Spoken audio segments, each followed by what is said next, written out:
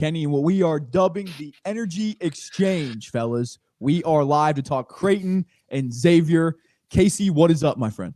What's going on, fellas? I'm excited to be here. This is a great idea. I'm excited to talk Creighton hoops, talk Xavier hoops, talk about the matchup, I want to hear some of Kenny's favorite memories. Even though I don't know how many times you ever played Creighton, but still, I want to hear about some memories in the Cintas. It's one of my favorite buildings in the conference. So, and maybe I can give some perspective on why it's one of my favorites, but also I hate it. So, super excited to be here, fellas. Well, we feel the exact same way about Omaha, my friend. It's a great facility, great for the league. Hate playing there. Absolutely despise it. Kenny, what's up with you, brother? I like the new sweatshirt. Hey, you know what, man? Little home field. Huh?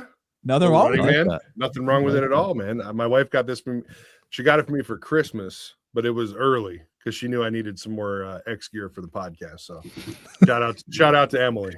No field like the home field, Ken. Well, let's set the stage a little bit here, fellas. So Xavier coming into Big East play a little bit hot.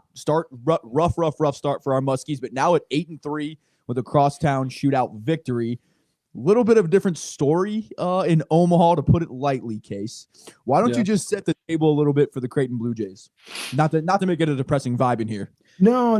Listen, I mean, it is what it is, right? Like it's I'm a fan and we love it, but at the same time, we're a team that we brought in a lot of new faces, okay, and that's going to be a common. It's going to be a common thread, for a lot of teams. So there's no excuse there. But we brought in a lot of new faces, and still trying to kind of figure it out. Max played a lot of lineups. In fact, brand new starting lineup the other night against Kansas State, and it looked better. It looked like the guys were playing hard, kind of doing more of the things that he's asked them to do, which it's always good, right? As a fan and somebody who follows the team closely, it's nice to see that. But a lot. If you look at this team, what I'm seeing is that we don't really have a leader. And I've been talking about this, Cap. I want to get your perspective, Kenny, your perspective on on how you can fix some of these issues when you don't have a true leader on the floor. I've never been around a team or been on a team where the only leadership on the team was a coach and been any good. And so I think that's one of our main issues right now. And some of that's just because we have so many new faces. And I think sometimes it's natural it's like, you heard the old adage, like if you see a car accident, there's a lot of people around, like you just assume somebody's going to call 911. Yep. So like somebody's got to pick up the phone and call 911.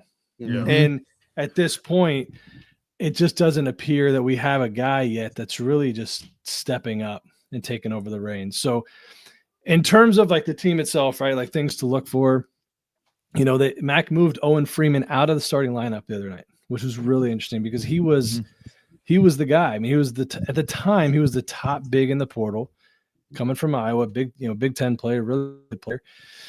And so he's really struggled. Now he got hurt in the offseason, missed 6 months, didn't play basketball for 6 months. Still working his way back. Okay. So there's some, got to give him a little bit of credit for that.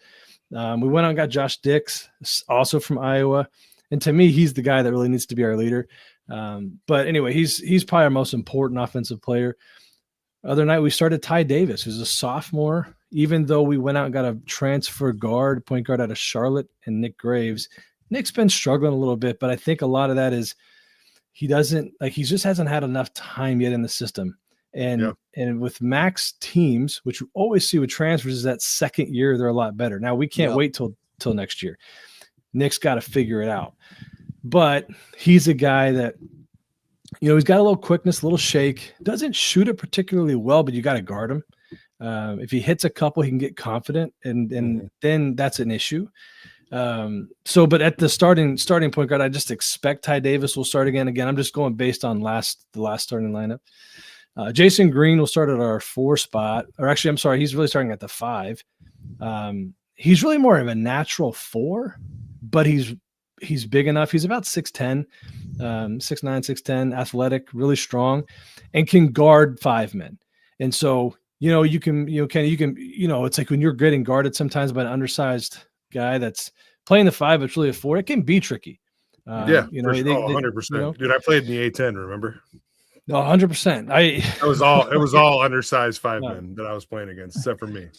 So he presents some issues there. Also, you know, it's interesting to see, you know, I don't know, and I'm excited to hear about Xavier, but he also, when he's on the floor, you can switch 1 through 5. I don't know that we want to do that too much, but you could if you needed to. I expect Isaac Trout to start at the 4 again. Isaac can really shoot the ball, really shoot. And, you know, defensively, he's somewhat of a liability. He's about 6'10", not as good moving his feet, but he's a smart player. And then the 3 spot, let's see here, tomorrow night, I'm trying to think because of the matchups. Excuse me, but tomorrow night I expect probably Austin to get the starting spot again, Austin Swartz. Austin's a transfer from Miami. A little bit smaller, so you know you could look at him as more of the 2 guard if you wanted to, and Josh at the 3. But I would probably pencil him in more at the 3 spot in our offense. So smaller, undersized guard can shoot it. He's our most athletic player in the starting lineup for sure, and that's a problem for us. We're just not very athletic. Yeah. So that's kind of where I expect to start with. In terms of, like, again, if you guys have certain questions, feel free. In terms of what we do well, we don't foul. And that's something that Mac is, you know, it's part of Greg McDermott's defensive scheme. We don't foul. So we're not going to let you get to the line a lot and beat us, which, again, so many teams that are young and figuring it out do foul like crazy. You know, in terms of scoring, I mean, we do score 49% of our points come from 3.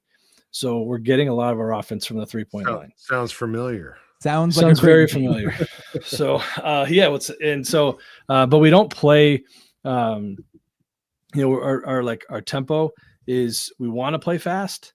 I don't know that we have the horses to really do it, but that's Mac's. That's the way Mac likes to play. So I don't expect that to be any different. Yeah, I was just gonna say, like, something that you said at the very beginning is that you guys don't have you're looking for somebody to be the leader of your team, right? And man, it's crazy because, I mean, Cap, you can tell me if I'm wrong here, but were we not just having this conversation 4 weeks ago? 1,000%. Right before the Santa Clara game, you know, obviously we have that game, one of the worst games in Cintas Center history, probably. Yeah. And then it was just like, boom, like something flipped there, and we had guys that just stepped up. I mean, we'll go through the Xavier team in a minute. We're on Creighton right now, but but I really think that, like, that's the thing about that is that takes a good coach to make that happen. And McDermott is an incredible coach. Awesome coach. So I don't think that the worry is there. You know, getting out of these guys what you expected is something that clearly you guys haven't gotten yet. But, like, you know, if it comes down to, like, is the coach good enough to make it happen? Yes. Are the players good enough? I don't know. So that's kind of like where I see this. But, you know, in this NIL era, and, you know, I don't know what anybody on really either team makes. Sure. But, like, these guys, they have, you know, these coaches and the quote unquote GMs for these programs, they saw something in them. So I would expect that at some point during the season, you're going to start to see that output that you're looking for from the players that you paid for.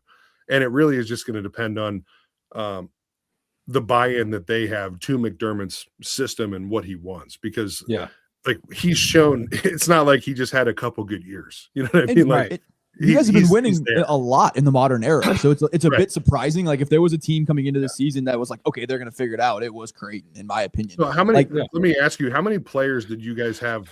That's a good question. Transfer in. Let's see. I'm going to give you the number 1, 2, 3, 4, 5. Isn't it crazy how 6?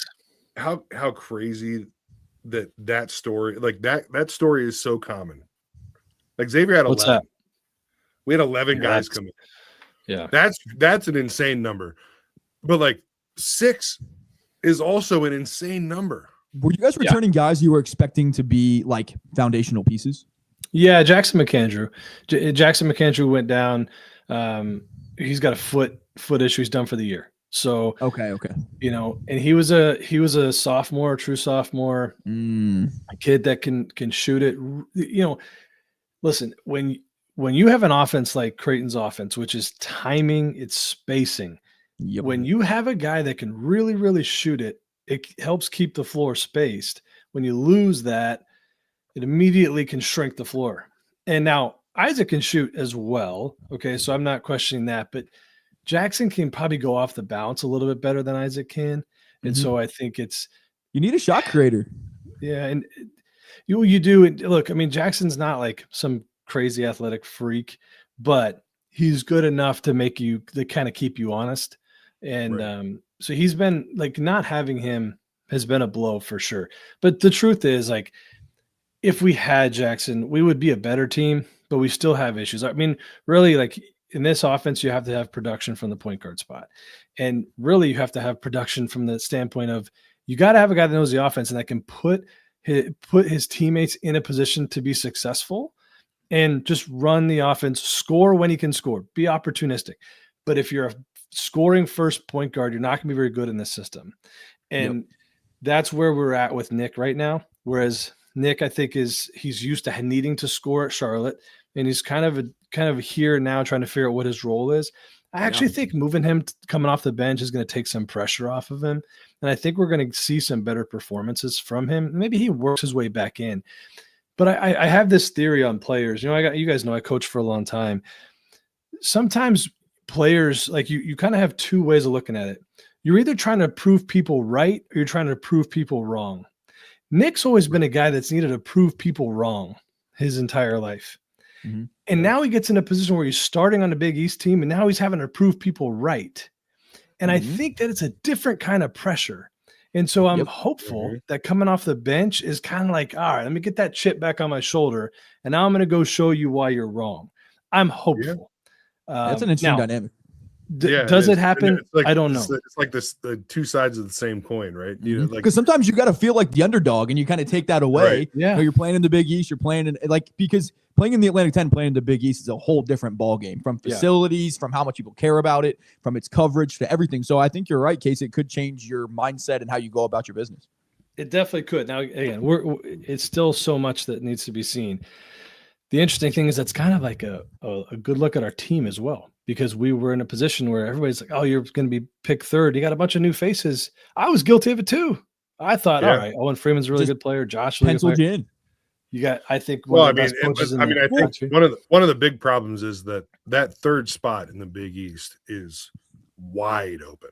I mean, there's probably 6 teams that could end up third place in the Big East at the end of the year. So it's difficult because, the sentiment that I get from a lot of fans, not just Xavier fans, but college basketball fans in general, is you tend to just now follow good coaches because you don't know who the players are going to be on any team in any given year.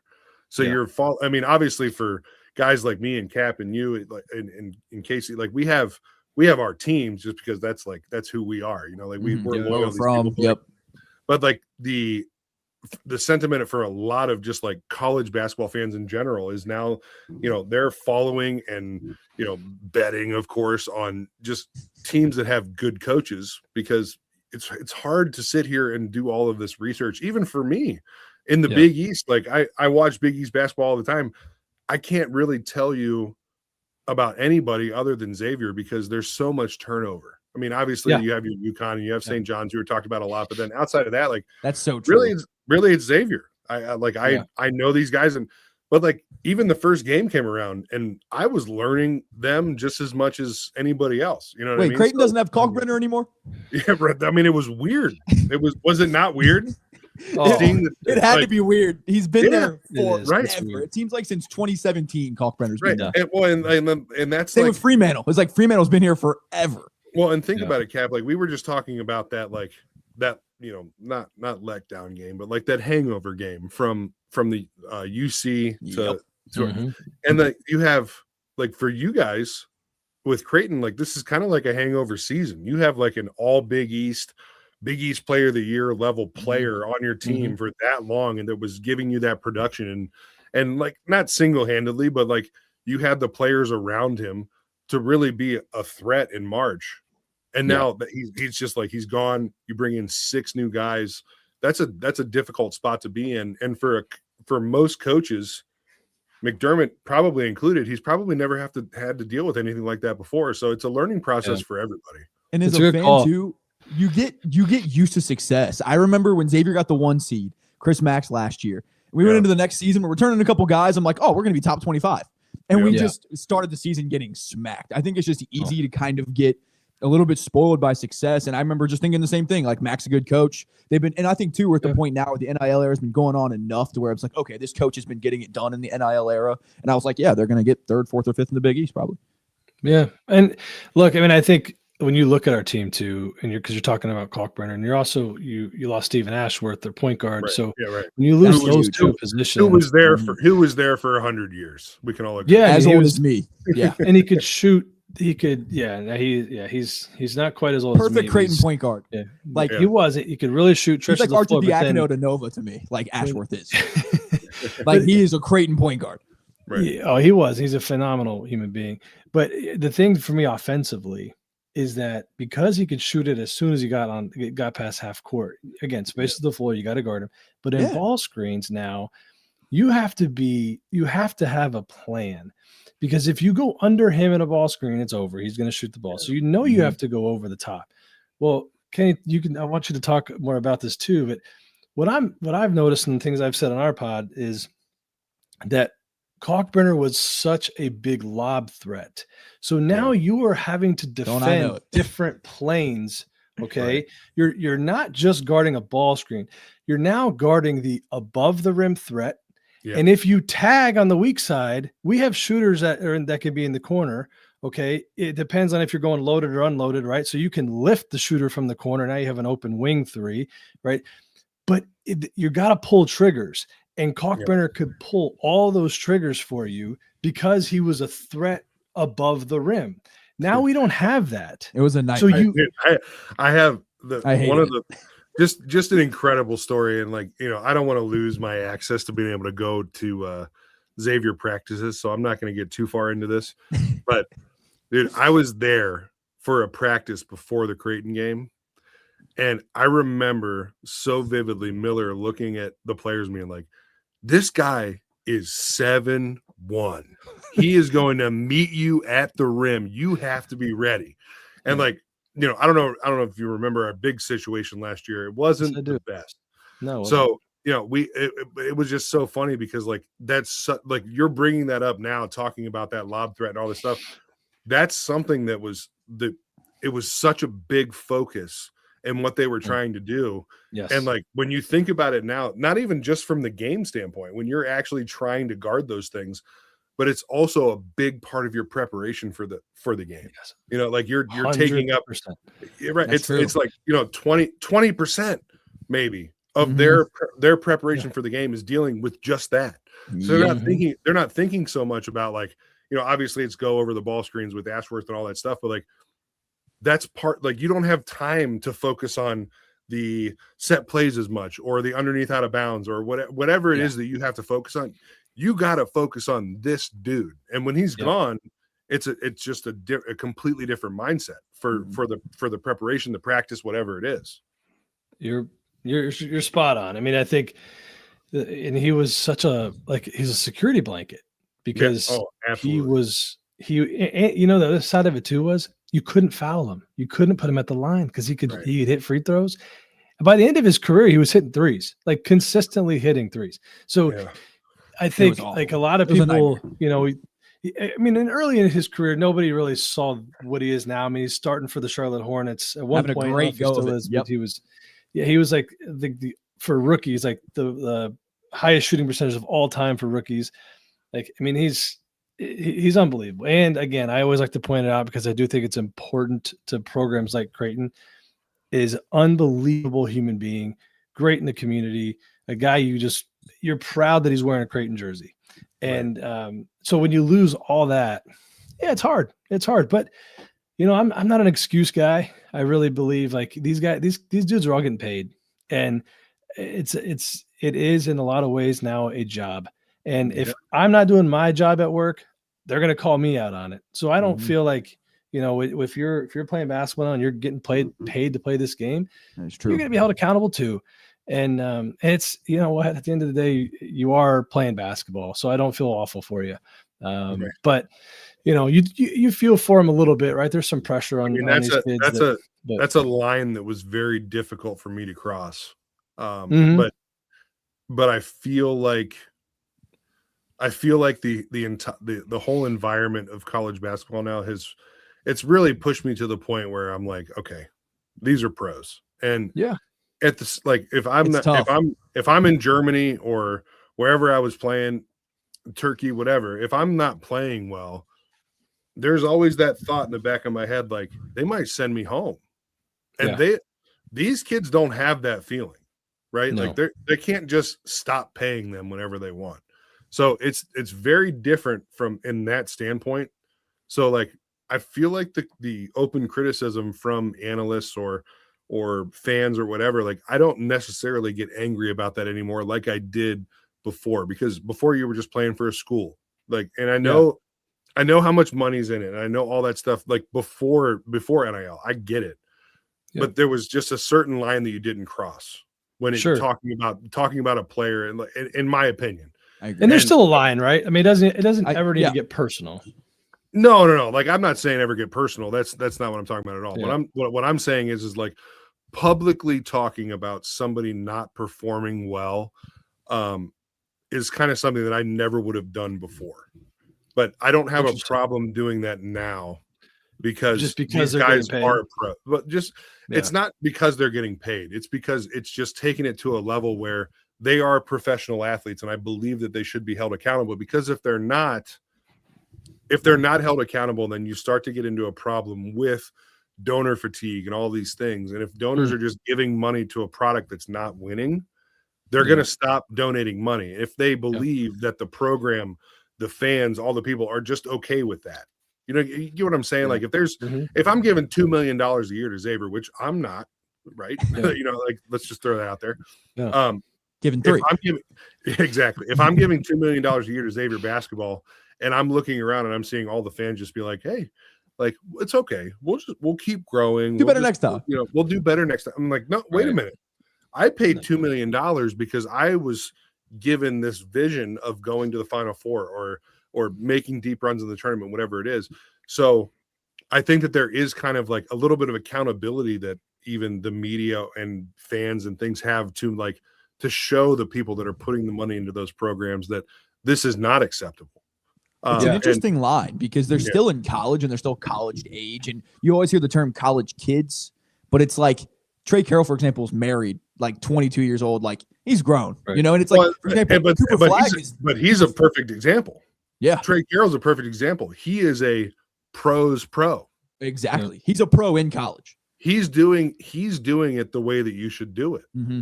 And like, I will never be the type of person that sits here and says, you're playing college basketball, you need to do this and that. Like, believe me, I was a madman in college, and I'll be the first person to tell you that. I would never disrespect somebody for making those decisions, because I did the same thing. Right. But when you look at Trey, the way that he handles himself, oh my gosh, he is a pro's pro. He is earning his money, not just by scoring 17 points a game and doing what he did on the court, but the way that he handles the game every day in practice and all of that stuff. So, like, I think that he's a great example of somebody that a donor would look at him and be like, that was money well spent.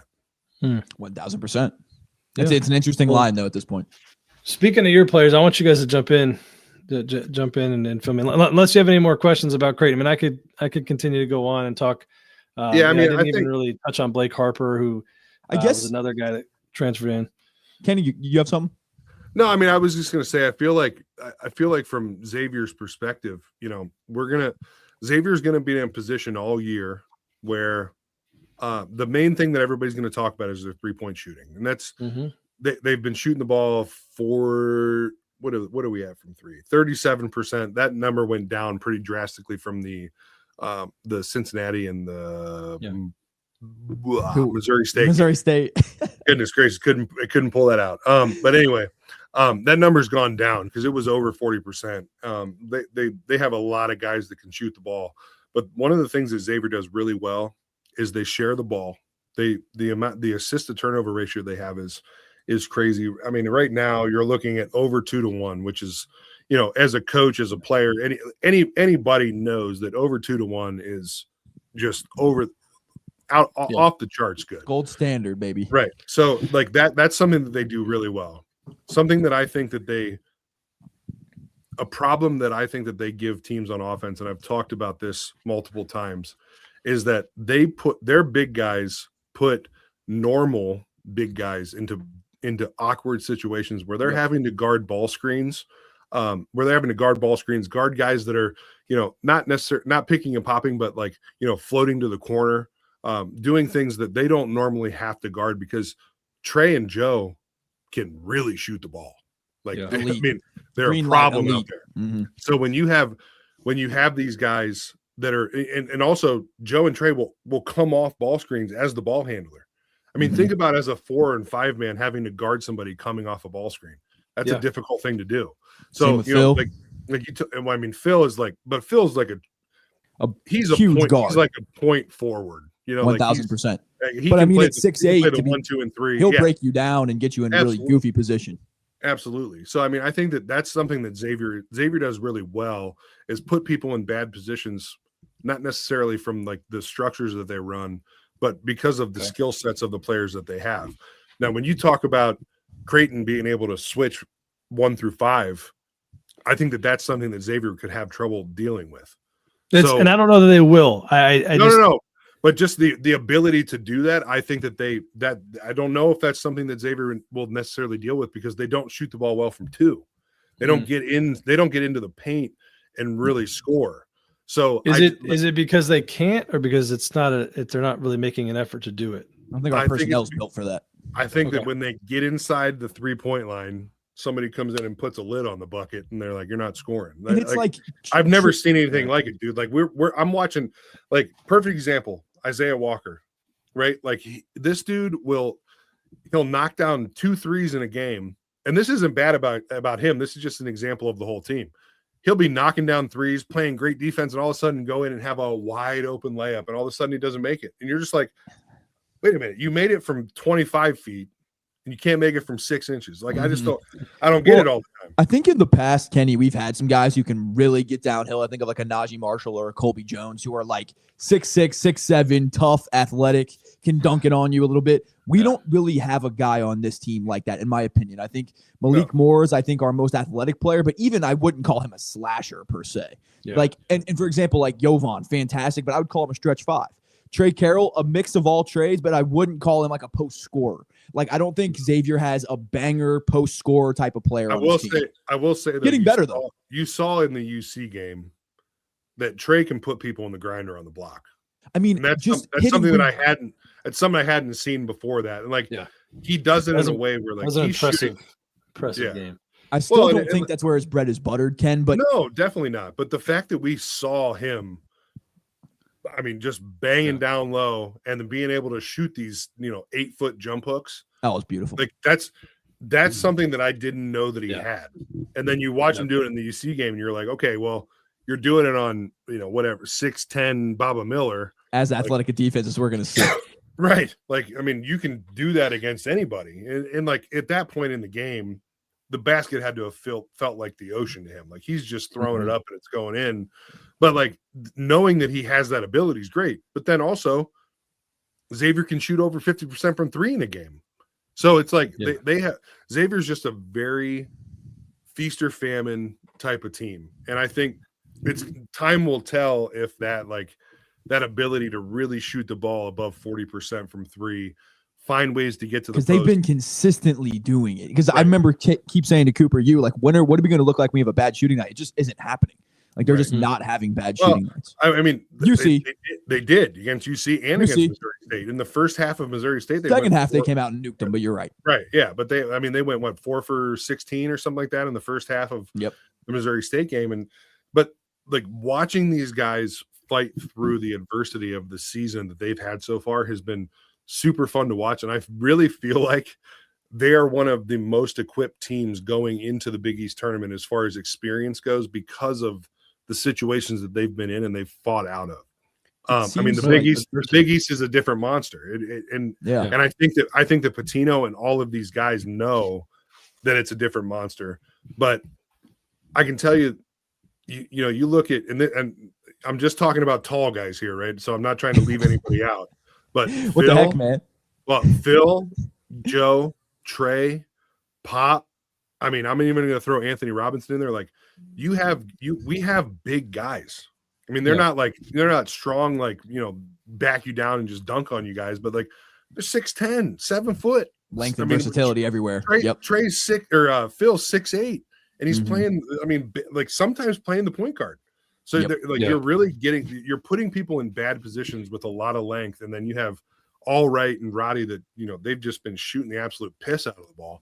So like I really think that you have it. I think that Xavier has a team, and I really like to see that acknowledgement of in the beginning of the season, Xavier was around like 8th in the conference, and then they dropped down to like 10th or 11th, and now all of a sudden it's like, okay, maybe they're 5th or 6th.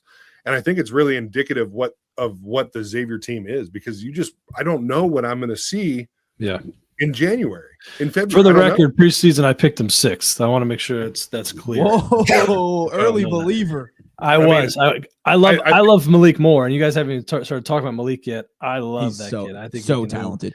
I really want to recruit him. You talk about these players, and it's just like Malik the first 2 games of the season, he comes out and just looks all world, scoring like 16 and 20 points. Yeah. And then he just he isn't playing super aggressive. I think he's playing still good basketball, but he's just not being aggressive with the ball. This guy's a winner, man. I think Malik is like, I think that Malik is just like, maybe this moment has been too big for him. That's the only.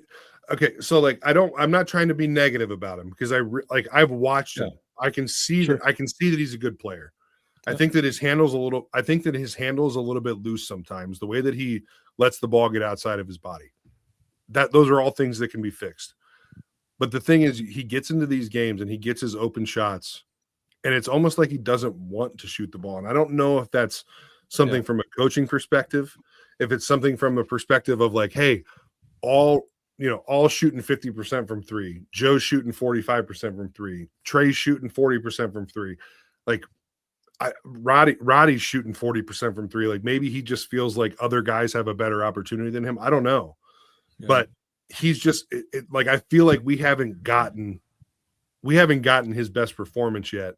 And I'm just like, we're 10 games in. When do you start to see that happen? But is there any party that thinks like there's so many new faces that it's, you know what I mean? Like let them kind of figure it out. And like, I think you guys have found your alpha, right? I mean, you know, Trey's your guy, and now, I mean, I think it can take some pressure to where he doesn't have to score. I don't know your team anywhere near what you guys know it. Well, and that's, I mean, I completely agree with you. And like, just to put it in perspective, in the first 2 or 3 games of the season, we were all sitting here saying the same thing. I thought Malik was the man. I was Malik's he's going to be the best player. Yeah. And then all of a sudden, you kind of start to like, I mean, he's taking like one shot a game, right? But Joe was the first big standout. He was shooting. He had games where he was going 6 for 9 from 3, 4 for 9 from 3, 5 for 9 from 3. And he's taking 9 threes a game. That's a lot of shots. Yeah. So like you kind of start to see this going, and then Roddy steps up. All Right looks like all world at certain points where he's just like the ball goes up and it's going in. Yeah. And then you got Phil, who's just like the absolute. He's just the gear that Swiss gets Army, everything baby. going. Like I mean, this guy, I will not be surprised to see Phil get a couple triple doubles this year. Wow. Like he's really that guy. Like he was 2 rebounds away last game, or 2 assists away last game. Like, I think that you're gonna see him do that. So like, I feel like Malik is kind of getting pushed out of that top group of scorers. Sure. Maybe not because he's not capable, but just because they've kind of defined their roles, like you said. Yeah. And we've been talking about that from the beginning of last year, when with all the new guys in Miller's last year. I mean, that's just kind of like, it's the new thing. Like, you got to let these guys meld together. Yep. And it's just kind of like these other 5-6 guys have just kind of floated to the top, and Sure. Malik's become more of a assist A role man. player. But you need those guys.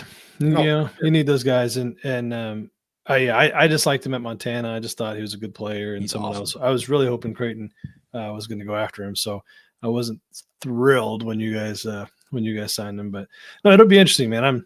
I'm excited for this one. I'm really excited to see what I think is going to be Trey Carroll versus Jason Green. And Jason's not a household name necessarily in the league, but it's a really important piece for the Jays. He's played the most minutes on this team over his career. God, he was there when I was there, so he's been there. I feel like he's been there longer than Cockburner was. But I expect him to start on Trey just because he's more athletic. Trey's, what's Trey, 6'8", something like 6'7", 6'8". So, Jason's in that 6'9" area, depending if he's on his tiptoes. With Isaac just not being able to move his feet as well, I just don't think that's a good matchup. Because what I've seen from Trey, again, only watched 1 or 2 games, but I worry is because he can shoot, he can also back you down and go into the, just that bully ball action. And I just don't know if Isaac can guard both where I think Jason can. So that'll put the emphasis on guarding. I'm telling you, I think that's a huge thing that Xavier does to people. Yeah. They just put them in uncomfortable situations when they're on defense. Yep. And and that's why I really think, people, Cap and Coop and everybody, they know I'm like the biggest optimist that you're ever going to meet. And I'm at a point right now where I think Xavier wins 20 games this year. I mean, they come out with 8 in their non-conference schedule. I think they can win 10 to 12 games in the Big East because they've shown me, and other teams in the Big East have shown me that this is not the season is not written in stone. There's a lot that needs to be figured out over these next 20 games. And I think that their trajectory is so much better than it was 3 weeks ago. And Patino is turning out to be exactly what we thought. Just a very, very good coach with the opportunity to be one of the best coaches in the country. And I mean, we're just going to have to see what happens over the next, 9-10 weeks. I love about him too, though, is he's perfect for, he's perfect for a podcast like you guys, number one. Right. Yeah. Soundbite. The energy he gives, but it's it really comes across as genuine. And I really don't know him well at all. In fact, not well, I don't know him at all. But I think he's learned a lot of lessons. And, I think his time at Minnesota has really helped him understand, it's 2025. You kind of have to embrace the media-ish to an extent, right? But really, I think you have to embrace how involved and how much fans want to know about you, how much fans want to know about your program. You got to follow his Twitter, man. I've paid attention a little bit because I think he's a genius on there, and I love the stuff with him and his dad. Yeah, but, he just posted a thing today, sled riding with his son. He's questionable with a lower back injury for the Creighton game because I was sled riding with my son. That's the kind of stuff that they eat that shit up, dude. Yeah, and he's kind of just right. Well, and he's perfect. He's kind of just he's right in that slot because he started so young that he has all of this coaching experience, but he's still young enough to really understand the social media aspect and having a beer with somebody. People might think that that's a stupid thing, but it does mean something. Man. Sit down and have a beer with a donor, or go and buy the students. Go to Dana's and buy some beers, baby. Have a beer at Dana's, dude. It's a big deal, and it doesn't feel like it maybe to some people, but it really is. He's endearing himself to the fans. I was doing a little bit of research too. I wanted to see if Mac and Coach had ever played against each other, and they haven't. I just totally didn't realize that he started as a head coach at FIU in 12-13. Does not feel like he has been a head coach for that long. 14 years. He's 43 years old. It's crazy. It's been a long time. And I feel like most head coaches are getting their first big gig around this age, if not even a little bit later for him. Right. So he's been a head coach for 14 years already. So it's pretty wild. Remember, he was in New Mexico, which is a really good job, but he was in Minnesota. I know. It's anyway, which is a tough job. I have a lot of respect for him. I think he's doing a great job there. Obviously, I'm a little partial to our guy on the sideline. But I Is think he the best I think coach in it's a Creighton good- history, bar none? Doug McDermott. I don't even. Yeah, I mean, no disrespect to Coach Altman, but it's yeah. I mean, It's got to. to I feel like me, it's got to be there. and there's zero way that I can remove bias here. But Right. if I even tried to, I think it would still be hard for me to say that he's not. I mean, you look at the numbers, you look at what he's done for the program, the money that he's raised for the program, the players that he's recruited. Unbelievable. Just going from the Valley to the Big East and navigating that and not having 4 or 5 years where you're awful. I mean, he came in, obviously he had the one guy, his name was Doug. Heard of you him. guys remember him, that helped that transition. But, even when Doug left, it wasn't a drop off. Like, I think that's the thing for me is that he's sustained the success. And that's not super common. Right. And so, yeah, I do. For me, he's the best. Yeah, he's the best to do it here. And it'll be interesting to see how a lot of these coaches, not just McDermott, but a lot of these coaches that have been able to sustain success over long periods of time without the NIL and all of this stuff that they've been doing it for 10, 15, 20, 30 years, whatever it is. Yep. It'll be interesting to see how they can do that because there's a lot more that goes into it now. You don't just have to be a great coach or be a part of a great program.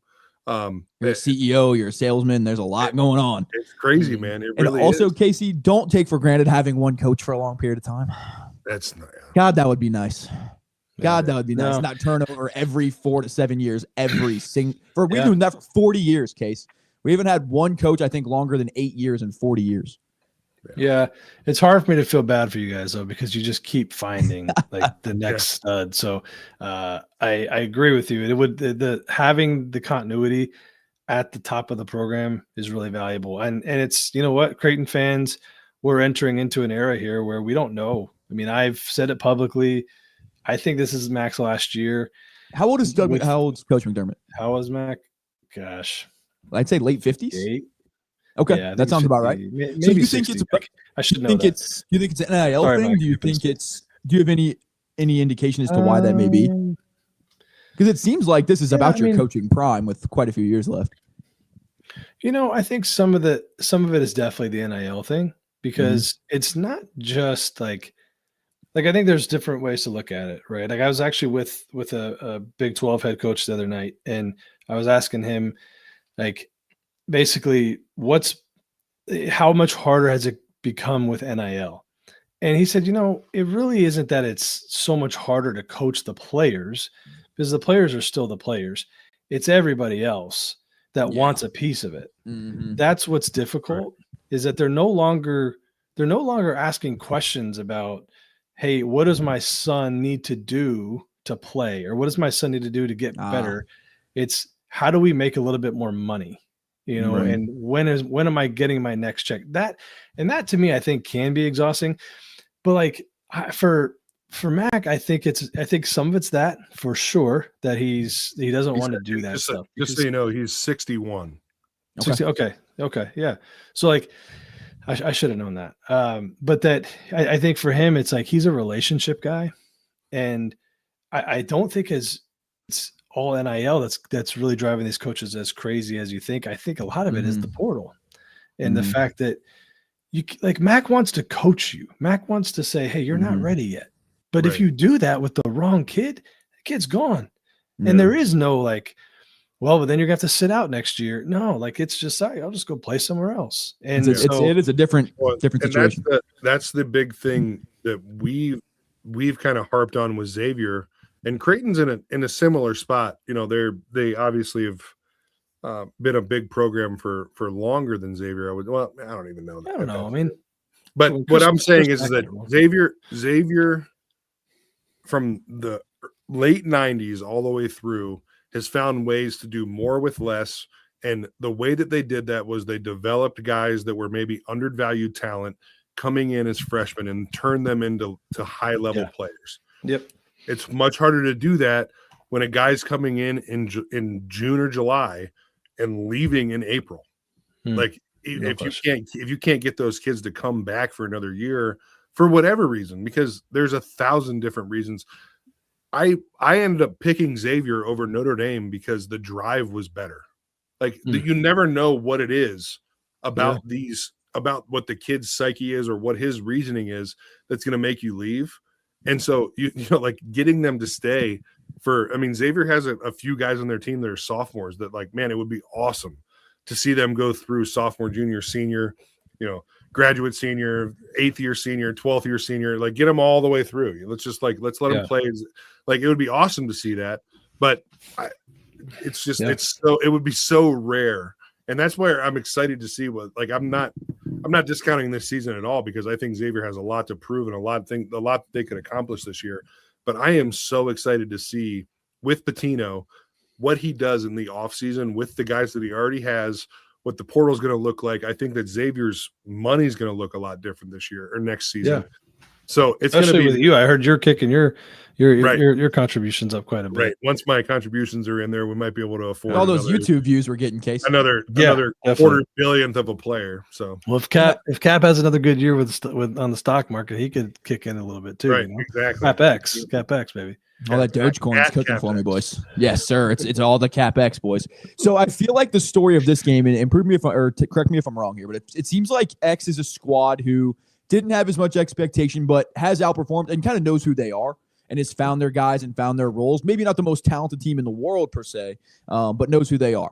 And it seems like Creighton, they just have not caught that traction yet. What I'm interested to see with some of these teams, though, some of these underperforming teams, is do they find that traction just at a later? Are they just maybe behind? Yeah. You know, maybe you get to the same place, just they're behind schedule. Like maybe you hit that traction, 6 games in. So, and I'll tell you this case. Remember, Kenny, we were just at rock bottom after the Santa Clara loss and all that stuff. Yeah, and it was one win against West Virginia, and it's a Super Bowl. So there is one thing about expectations, though. I remember it's great to be great, but when you're a 1-seed team like we were, I remember Trayvon Blewett senior year, any loss is a travesty. 100%. Where I'm sure you remember that with Kalkbrenner and all the expectations that you had. But at this point, anything good is awesome. You know? So you got to get confidence. Nowhere really to go but up. And I'm honestly surprised. I don't know if the line has changed, but I saw initial lines were a Xavier 1.5 point favorite, which essentially tells me they would pretty much call them neutral. If it was a neutral site, it would pretty much be a pick 'em. Okay. Yeah. I mean, I'm the worst sports bettor of all time. So I would never, ever take anything that I have to say about sports betting. That's why I guess I would have thought that Xavier would have been about a 3 or 4 point favorite. Yeah. I mean, I still think that Creighton is getting the benefit of the doubt. I think it's the Greg McDermott benefit of the doubt, honestly. I still feel that way. So I know Ken Palm has it, I think 2 points, for you guys based on metrics. I mean, look, it's going to be a good game. I think Creighton's got to run. I think we got to push the ball. You're not going to turn Xavier over, and it's not what we do defensively. So like those, it's not like you're like clashing styles there.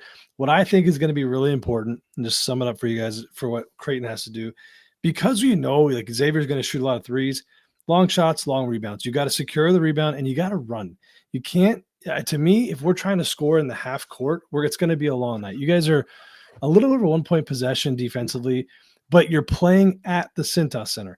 You cannot get down. Number one, we got down 20 to Kansas State, made a huge run, but we're at home in that game. We got it, right. I think, within a possession. You can't do that at the Cintas Center. It's a nightmare playing in that building as an opposing team. The fans are crazy. It's just the place. It could be half empty, which it never is, but it could be half empty and still be loud, I feel like, in that building. Right. So you can't get down early and let the crowd go crazy, which is what we've done.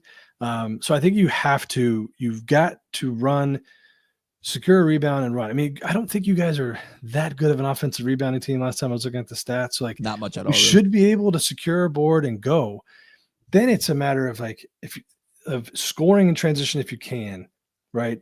But then if you're going to play in the half court, what you're going to have to do that is, I would actually prefer us to run our offense at that point. If you're not scoring in transition, run our offense. Don't let it get to an up and down game all the time, because I do think eventually that favors in that building. I think it's going to favor you guys. Like if I'm at home, I'll run with you a little bit, but I think you guys have the horses a little bit to run, especially with that crowd behind you. So I don't want it to get into a track meet. But I do think when you secure an offensive rebound on a launch, we got to run. You got to try and score in transition. Absolutely. Got to take good shots for us offensively, play to our strengths, which, we're still trying to figure some of that out. Right. But if we can hit some shots early, get a little bit of swag, get some confidence, we're going to be okay. I do worry about your athleticism versus ours. I don't think we're particularly athletic. So it'll be interesting. I think for us, like defensively, it's like, Kenny, you're talking about you guys don't score, from two, but we're pretty poor in the paint. We give up a lot of paint points. So my guess is you guys are going to really attack the rim more so than you've seen thus far this season. So it's going to be, can you guard and protect the rim a little bit and force you guys to take guarded threes? Right. If we can do that, we'll give ourselves a shot. But I'm just soft, but that building I've got a lot of bad memories. Both of us do for each other. I think it seems like a series where being on the road, whether you're Creighton or Xavier, is not fun for the opposing team. Yeah. Kenny, what do you think are the keys for our Xavier University Musketeers against the Bluejays of Creighton? Yeah, I mean, I think that Xavier needs to come out and they need to share the ball like they have been for the first 10 games of the season. I want to see them play unselfishly, take the shots that are open for them and not force anything. Like Casey was saying for Xavier, I've been talking about it since day one. Run the offense, move the ball side to side, take the shots that are there for you, but then, don't turn the ball over, which Xavier has been incredible with that all season.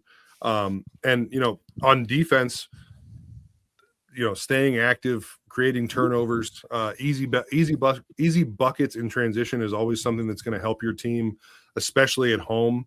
So, I mean, really, it's just do what they've done for the last 10 games. Don't get outside of yourself and try and do too much or whatever it is. Know what your role is. And I think that Xavier wins this game at home.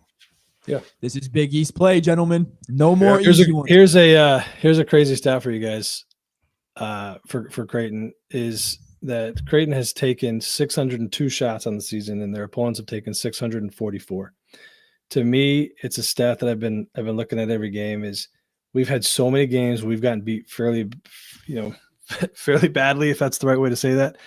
And you look at the stat sheet and the opponent has taken 10 more shots than us. And it's really hard to beat a team, especially on the road, when they're literally getting more chances to score than you are. And it sounds so simple, but it's a stat that kind of like people a lot of times just gloss over. But if you're not shooting the ball as many times as your opponent, you're immediately at a disadvantage. And I don't think we can do that on the road. So, and that's backbreaking. It's backbreaking. We will see. I'm excited for it. It's always an exciting time to go in there.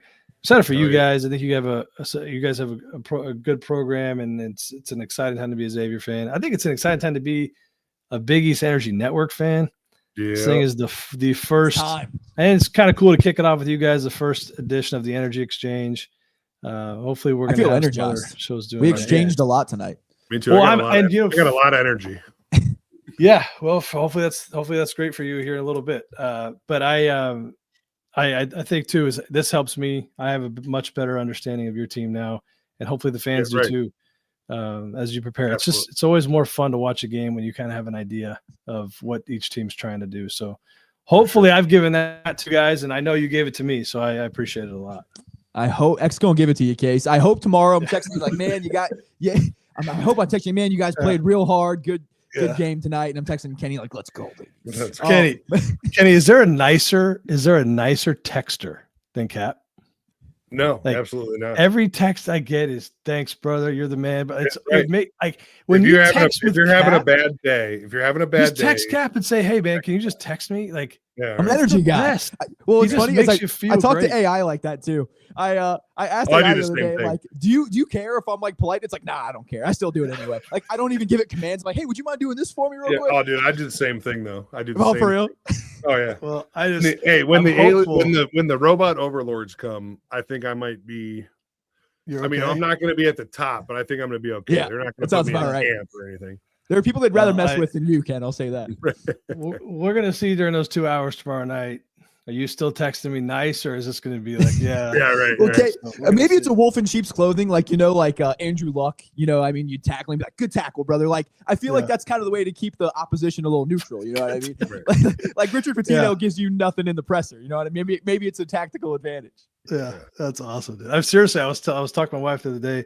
I was texting you, and I was like, God, this guy's the best. And then she's like, what are you talking about? I was like, this Cap, he's just the best. He's like, he just makes you feel really good about yourself when you're just texting.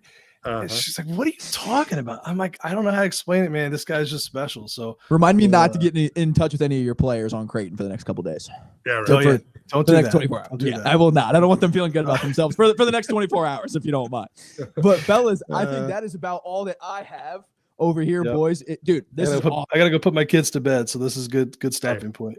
I love it, man. Great chopping it up and great hearing about each other's teams, and we'll be very familiar with each other very, very soon. Let's go. Either way, I'll be at Dana Gardens, hopefully having happy Muskie Loggers tomorrow night. But fellas, Creighton. Yeah. When's the next Roll Blob? You guys just Roll Blob live tomorrow? We'll be live. Night. Yes, sir. Yeah, we'll be live. And then we got Big East. Yeah, Big East Energy Weekly comes out tomorrow, which is, we'll see. We had to talk about we had to talk about St. John's game. We had to talk about UConn game ahead of time. So we'll see if let's see what happened in the Big East real quick, you guys. Yeah, might as well, right? Real quick, we get a live update. St. John's beat DePaul 79-66. There's 2 minutes left in the first half. UConn winning 34-23 in the dog-on-dog action. Mark said he was going to take Butler with the points, and I said no way. But no way. But again, I'm a terrible sports bettor because I had St. John's with the points, and that didn't happen. So no, sir. But it was great chopping it up, and I know we probably won't be super friendly tomorrow, but best of luck, Kenny. I will say, Kenny, best of luck tomorrow. Great chopping up there, guys. See you guys. Have a good night. Let's go. Stay blobbing? Question mark.